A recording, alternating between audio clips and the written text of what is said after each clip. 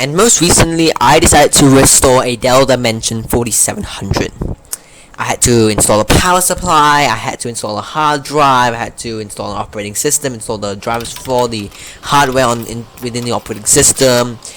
I had to just tidy the whole computer up. The first thing, and being an old computer, I had to do some troubleshooting, and it's great that Dell has its 4 lights at the back of the computer, which helps diagnostics. But trust me, while the manual has certain configurations of the light and what it means, the manual doesn't feature all the lighting configurations, which is something I had issues with.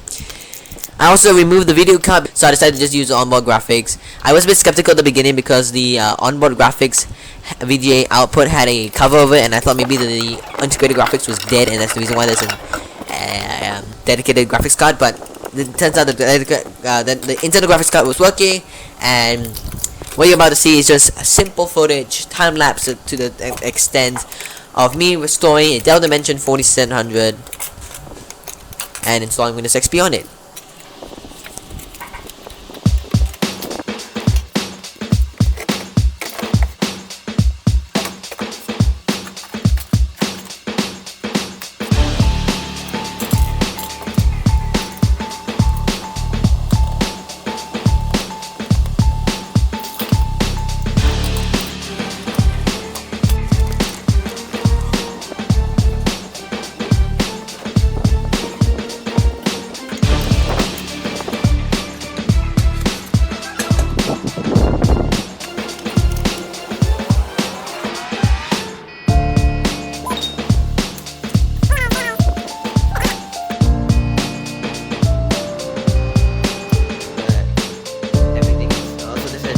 See you lady A1, see you lady A2, not